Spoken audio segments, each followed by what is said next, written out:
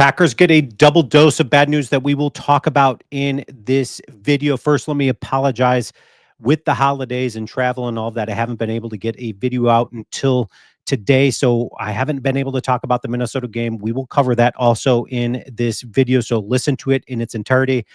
That being said, let's get into it. The first part of the double dose of bad news is that Jair Alexander's mystery injury last season with the shoulder that kept him out for multiple games, and Packer fans wondering why on earth was this dude not placed on IR? Well, the same problems reoccurring this year with Jair and his torn PCL, and the Packers not putting him on IR leaves us wondering why on earth did this guy not hit the IR? The Packers could have gone out and got somebody to cover in his stead. That being said, Jair, we got some more news on it. Matt LaFleur came out Monday and said, hey, there's been knee swelling there that's been keeping him from reaching the speeds that we're comfortable with on defense that has kept him out and probably will keep him out for the remainder of the season. So whether or not this guy is going to come back for the playoffs, the bad news for the Packers is that they are relying so heavily on one guy's availability to look good defensively. In fact, let's take a look at this article. It says right here, when Jair is out on the football field, the Packers have allowed 7 touchdown passes and intercepted 8 touchdown passes. They've intercepted more than they've allowed touchdown passes when Jair is out on the football field. That's ridiculous. While giving up 61 completion percentage and a 77.5 passer rating, the completion percentage would rate second best in the entire NFL, and a passer rating that would be the best in the NFL by almost 5 points. Basically, Jair Alexander is an elite performer when he is out there. Unfortunately, his availability has become this lingering concern amongst Green Bay and the fan base there. Goes on to say that, however, when Alexander isn't out in the football field, the Packers have allowed 15 touchdown passes to only 8 interceptions while giving up 70% completion percentage and a 95.3 passer rating. The completion percentage would be the worst in the NFL, and the passer rating would rank 23rd. Put another way, Jair Alexander is incredibly important to the Packer organization, to Jeff Hafley's defensive schemes and all of that. Again, not so much should be relied so heavily on one guy's shoulders. Jair Alexander is important to the Packers' success going forward into the playoffs, so they desperately need him out there and going to have to find ways, if he's not able to get out there, to make up for that, whether it's sending pressure on the opposing quarterback, all of that. So the other double dose of bad news that the Packers get is that they drop in the playoff seedings, and that changes things for them in the trajectory of the playoffs, because now let's take a look at the latest playoff seeding picture. As it stands right now, the Detroit Lions have a first round bye. Now that could change, and you could see Minnesota and Detroit flopping positions there depending on the outcome of this upcoming weekend's game. But as it stands right now, with the games coming up, I'm not seeing really anything change in the seedings. I see the Packers staying at number 7. They've dropped. They were going to be playing the Rams, but Washington plays Dallas. I don't see them losing this week, and the Packers obviously don't have the tiebreaker on Washington. So Green Bay is going to stay at number 7, more than likely, having to go to Philadelphia. Tough environment to play. But in order to be the best, you have to beat the best. And the Packers have lost all games this year to Philly, to Detroit, and to Minnesota. So the Packers are going to have to overcome that. A lot of pressure being put on this Packer organization, the youngest organization in the league. Are they able to have short-term memory, go into the playoffs, believing that they are the best? The other way the playoff picture shakes out is this: Detroit would be playing Tampa Bay, a team they probably don't want to play, seeing as though one of their only 2 losses of the season came against Tampa Bay. And then they'd have to play, then Minnesota would have the first round bye. Let's get into this Minnesota Green Bay Packer game and the outcome of it. Minnesota had 441 yards of total offense. The Green Bay Packers 271.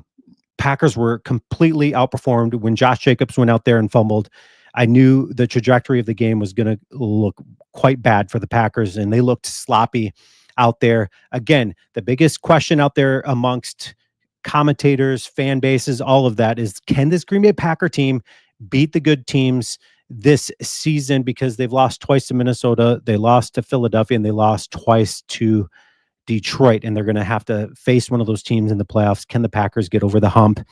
I think this Packer team is good enough to do that. Now, whether or not that will happen, time will tell. I think all Packer fans need to relax a little bit. I think this Packer team is absolutely very good, the youngest team in the NFL. And if they're able to look good offensively, because they looked really sloppy in this game and only lost by 2 points, 27-25. Time of possession in this game, 35-24, one turnover each. They tied in the penalty category, something they've done since the bye week, which is an important category to either win or tie in. Third down efficiency, the Packers didn't look all that bad. However, drop passes seem to be a growing concern. You had Jaden Reed dropping one, Dontavian Wicks dropping one, which seems to be that reoccurring theme all season long. Third down efficiency, 8 of 14. To Minnesota's 6 of 12. Both teams look pretty good when converting on third down. And then sacks allowed 3-1. The Packers didn't put a lot of pressure on Sam Darnold, hence why this dude threw all over the Packers defense. Just how much? Well, 33 of 43, 377 yards, 3 touchdowns, 1 interception, passer rating of 116. Absolutely inexcusable. I know Sam Darnold has been playing very good football, but this Packer defense made him look super good, and that's been the problem for this Packer defense over the last couple of years. Is at times they make other offenses look completely unstoppable, and you saw glimpses of that in this game. Now, mind you, this is a very talented offensive team with Justin Jefferson, with Jordan Addison. Justin Jefferson had 92 yards, and Addison had 69 yards and a touchdown. Hawkinson had 68. Uh, Jalen had 81 and a touchdown. The Minnesota Vikings just were putting up stupid numbers offensively, almost throwing for 400 yards to Jordan Love's 185, and a lot of that came in the later in the second half. He had a passer rating of 91, a little bit up from last game. Jordan Love has looked a little sloppy over the last 2 games, not reassuring for us heading into the playoffs. Now, are they able to get their momentum back against Chicago? Time's going to tell whether or not this team's able to pick up the pieces, look good, and have a full head of steam going into the playoffs, going into Philadelphia. Time is going to tell. Romeo Doubs, a reliable guy out there for the Packers, targeted 11 times, came up with 7 receptions, 58 yards. Tucker Kraft, of course, doing his thing out there, 53 yards. Dontavian Wicks, 43. Josh Jacobs, 69 yards, rushing with a touchdown. Emmanuel Wilson had that rushing touchdown, 29 yards.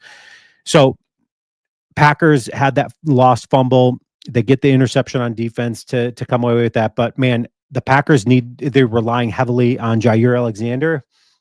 And then also at the same time, they rely heavily on Edgerrin Cooper, a rookie that has absolutely looked so good. In fact, this is going to be one of the better linebackers in the league. This guy is ridiculously good, had 4 tackles for a loss. And then you've got Carl Brooks coming up with the only sack for the Packers. They didn't put a lot of pressure on him. Disappointed with how many times Jeff Hafley sent pressure. I really hope the Packers can figure that out heading into the playoffs. That's something that they can correct. That's something that they can get better at. So time is going to tell.